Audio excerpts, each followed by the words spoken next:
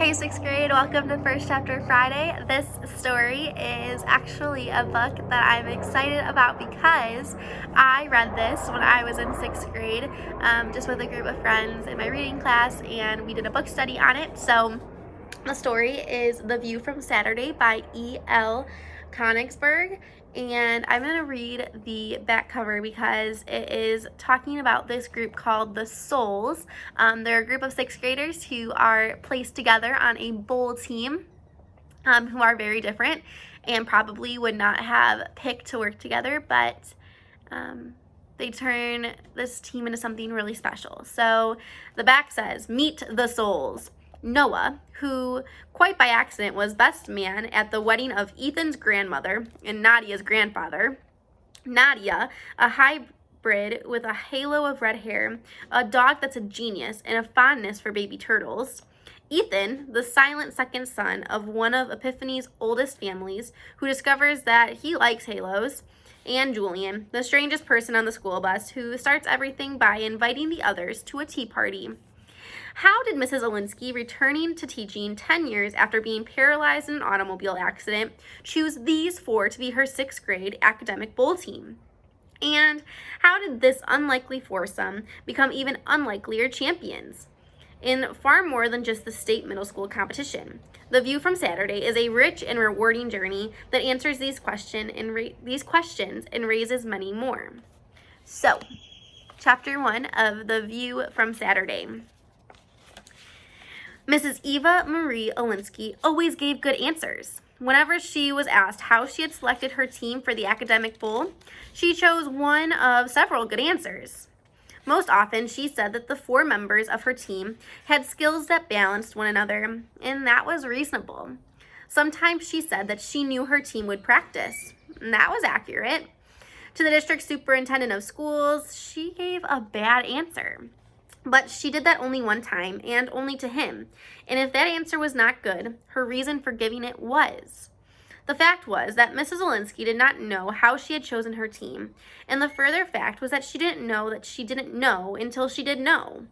Of course, that is true of most things. You do not know up to and including the very last second before you do it. And for Mrs. Alinsky, that was not until bowl day was over, and so was the work of her 4 6th graders. They called themselves the Souls.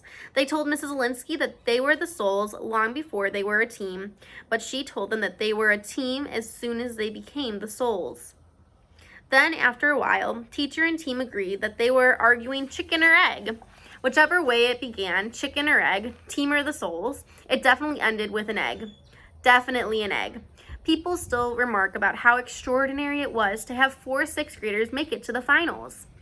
There had been a few 7th graders scattered among the other teams, but all of the rest of the middle school regional champions were 8th graders. Epiphany had never before won even the local championship, and there they were, up on stage, ready to compete for the state trophy. All 4 members of Maxwell, the other team in the final round, were in 8th grade. Both of Maxwell's boys' voices had deepened, and the girls were just as intimidating. But Mrs. Alinsky believed that they were not making a fashion statement as much as they were saying something. To her 4 6th graders, puberty was something they could spell and define, but had yet to experience. Unlike football bowls, there had been no season tallies for the academic teams. There had been no best of 5. Each contest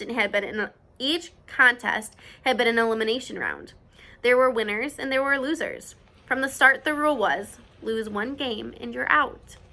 So, it was on bowl day. At the start of the day, there had been 8 regional champs. Now there were 2, Epiphany and Maxwell. It was afternoon by the time they got to the last round, and Mrs. Alinsky sat shivering in a windowless room in a building big enough and official enough to have its own zip code.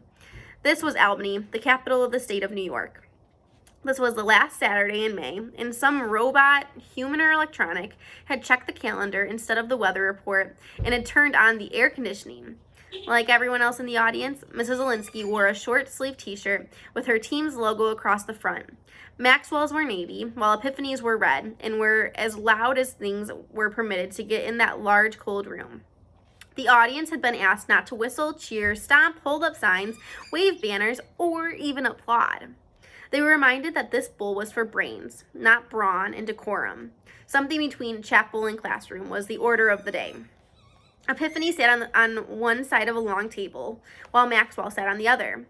At a lectern between them stood the Commissioner of Education of the state of New York. He smiled benevolently over the audience as he reached inside his inner breast pocket and withdrew a pair of reading glasses. With a flick of his wrist, he opened them and put them on. Mrs. Alinsky hugged her upper arms and wondered if maybe it was the nerves and not quite the quartering wind blowing from the ceiling vents that was causing her shivers. She watched with bated and visible breath as the commissioner placed his hand into a large clear glass bowl. His college class ring knocked the bottom. Had the room been 2 degrees colder, the glass would have shattered. He withdrew a piece of paper, unfolded it, and read, "What is the meaning of the word calligraphy, and from what language does it derive?" A buzzer sounded. Mrs. Alinsky knew who it was. She was sure of it. She leaned back and relaxed. She wasn't nervous. Excited? Yes. Nervous? No. The television lights glanced off Noah Gersham's glasses. He had been the first chosen.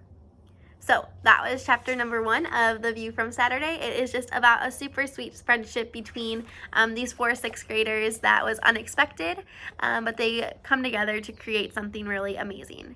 See you guys next week.